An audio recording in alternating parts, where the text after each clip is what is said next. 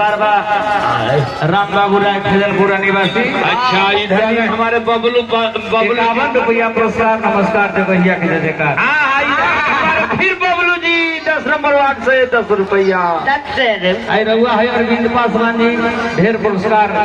नमस्कार जगहिया के जयकार। उनका दूरा पर दूगो भूस्कारों में के भूसा। आई हमार मुन्ना राय जी खजनपुरा निवासी चांदपुर फतह के पंचायत समिति जी के तरफ से ढेर पुरस्कार। आशीर्वाद जगहिया के जयकार।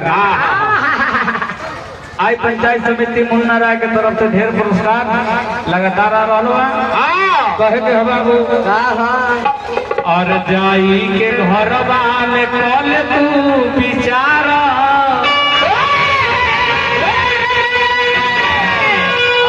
विचार करने जो कौन दिन जाए से घर में जाकर विचार ना करबो जना की करबो।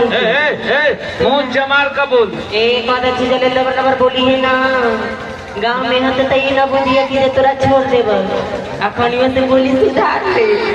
हम घर में जाकर विचार ना करबो जाकर सीधे आरामे करबो आ तोरा होते तो बर्तन मजिए कह द छियो बर्तनी मत मसै ना त बर्तनी अरे शादी बाबा तर मेला लगल जाकर एक फुचका उचका किन के बेच के आब एकर बाबू के नौकर तो कि एकर बर्तन तू भजबो।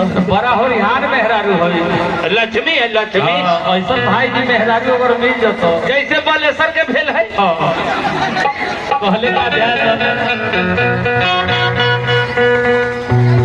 अरे माई बाप से कही के रे हो जातो यार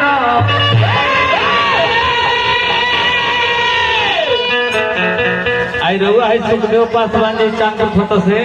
चलिए ढेर पुरस्कार। नमस्कार जगहिया के जयकार। ध्यान दो रणधीर भाई। अरे माई बाप से कही के रे हो जाता यार